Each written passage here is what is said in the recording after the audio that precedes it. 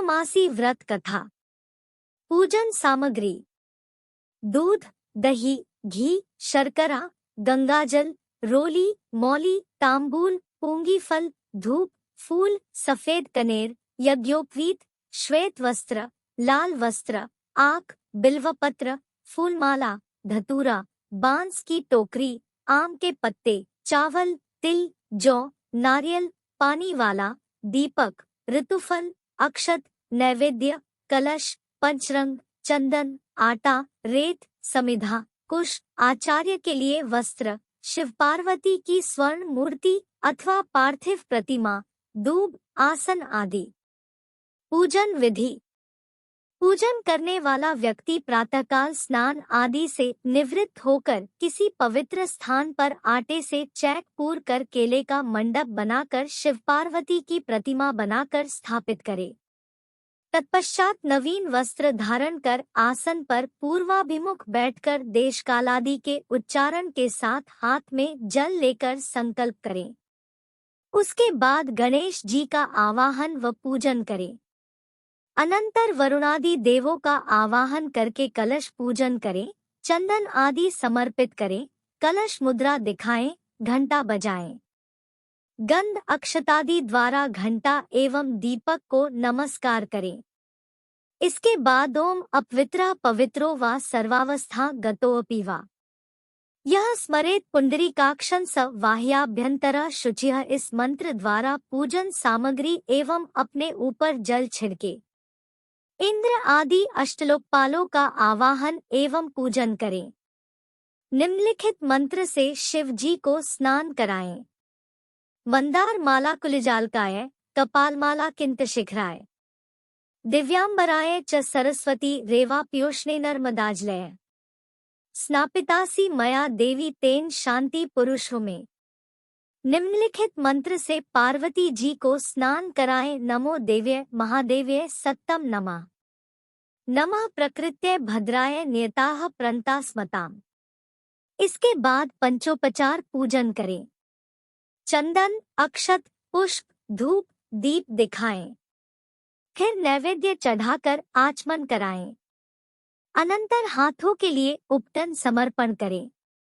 फिर सुपारी अर्पण करें, दक्षिणा भेंट करें और नमस्कार करें। इसके बाद उत्तर की ओर निर्माल्य का विसर्जन करके महाअभिषेक करें। अनंतर सुंदर वस्त्र समर्पण करें, यज्ञोपवीत धारण कराएं। चंदन, अक्षत और सप्तधान्य समर्पित करें। फिर हल्दी, कुमकुम, मांगलिक सिंदूर आदि अर्पण करें।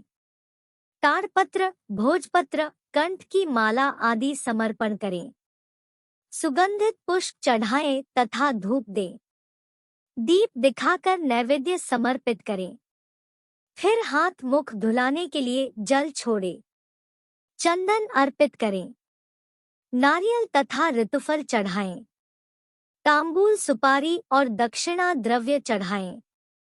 कपूर की आरती करें और पुष्पांजलि दें। सब प्रकार से पूजन करके कथा श्रवण करें। अथ पूर्णमासी व्रत कथा। अथ पूर्णमासी व्रत कथा। द्वापर युग में एक समय की बात है कि यशोदा जी ने कृष्ण से कहा, है कृष्ण, तुम सारे संसार के उत्पन्न करता, पोषक तथा उसके संहार करता हो। आज कोई ऐसा व्रत मुझसे कहो जिसके करने से मृत्युलोक में स्त्रियों को विधवा होने का भय न रहे तथा यह व्रत सभी मनुष्यों की मनोकामनाएं पूर्ण करने वाला हो। श्री कृष्ण कहने लगे, हैं माता, तुमने अति सुंदर प्रश्न किया है। मैं तुमसे ऐसे ही व्रत को सविस्तार कहता हूँ। सौभाग्य की प्राप्ति के लिए स्त्रियों को 32 पूर्णमासियों का व्रत करना चाहिए। इस व्रत के करने से स्त्रियों को सौभाग्य संपत्ति मिलती है। यह व्रत अचल सौभाग्य देने वाला एवं भगवान शिव के प्रति मनुष्य मात्र की भक्ति को बढ़ाने वाला है। यशोदा जी कहने लगी, है कृष्ण, सर्वप्रथम इस व्रत को मृत्युलोक में किसने किया था, इसके विषय में विस्तार पूर्वक मुझसे कहो। श्री कृष्ण जी कहने लगे कि इस भूमंडल पर एक अत्यंत प्रसिद्ध राजा चंद्रहास से पालित अनेक प्रकार के रत्नों से परिपूर्ण कातिका नाम की एक नगरी थी। वहां पर धनेश्वर नाम का एक ब्राह्मण था और उसकी स्त्री अति सुशीला रूपवती थी। दोनों ही उस नगरी में बड़े प्रेम के साथ रहते थे। घर में धन धान्य आदि की कमी नहीं थी। उनको एक बड़ा दुख था कि उनके कोई संतान नहीं थी। इस दुख से वह अत्यंत दुखी रहते थे। एक समय एक बड़ा तपस्वी योगी उस नगरी में आया। वह योगी उस ब्राह्मण के घर को छोड़कर अन्य सब घरों से भिक्षा लाकर भोजन किया करता था। रूपवती से वह भिक्षा नहीं लिया करता था। उस योगी ने एक दिन रूपवती से भिक्षा न लेकर किसी अन्य घर से भिक्षा लेकर गंगा किनारे जाकर भिक्षान्न को प्रेमपूर्वक खा रहा था कि धनेश्वर ने योगी का यह सब कार्य किसी प्रकार से देख लिया।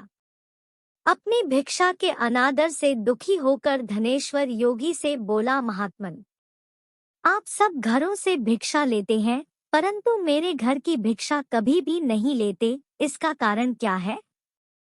योगी ने कहा कि निःसंतान के घर की भीख पतितों के अन्न के तुल्य होती है और जो पतितों का अन्न खाता है वह भी पतित हो जाता है। चूंकि तुम निःसंतान हो, अतः पतित हो जाने के भय से मैं तुम्हारे घर की भिक्षा नहीं लेता हूँ। धनेश्वर यह बात सुनकर अपने मन में बहुत दुखी हुआ और हाथ जोड़कर योगी के पैरों पर गिर पड़ा तथा आर्तभाव से कहने लगा, है महाराज, यदि ऐसा है तो आप मुझको पुत्र प्राप्ति का उपाय बताइए। आप सर्वज्ञ हैं, मुझ पर अवश्य ही यह कृपा कीजिए। धन की मेरे घर में कोई कमी नहीं, परंतु मैं पुत्र न होने के कारण अत्यंत दुखी हूँ। आप मेरे इस दुख का हरण करें, आप सामर्थ्यवान हैं। यह सुनकर योगी कहने लगे, हे ब्राह्मण, तुम चंडी की आराधना करो। घर आकर उसने अपने स्त्री से सब वृत्तांत कहा और स्वयं तप के निमित्त वन में चला गया। वन में जाकर उसने चंडी की उपासना की और उपवास किया। चंडी ने 16वें दिन उसको स्वप्न में दर्शन दिया और कहा, है धनेश्वर, जा तेरे पुत्र होगा, परंतु वह 16 वर्ष की आयु में ही मृत्यु को प्राप्त हो जाएगा। यदि तुम दोनों स्त्री पुरुष 32 पूर्णमासियों का व्रत विधिपूर्वक करोगे तो वह दीर्घायु होगा। जितनी तुम्हारी सामर्थ्य हो आटे के द। आज के लिए बस इतना ही दोस्तों। आपको यह वीडियो पसंद आया है तो लाइक करेगा, दोस्तों को शेयर जरूर करिएगा, चैनल को सब्सक्राइब करके बेल आइकन को जरूर दबाइएगा ताकि आने वाला वीडियो आपको सबसे पहले मिले। दोस्तों मिलते हैं अगले वीडियो में, तब तक के लिए गुड बाय और thanks for my watching video.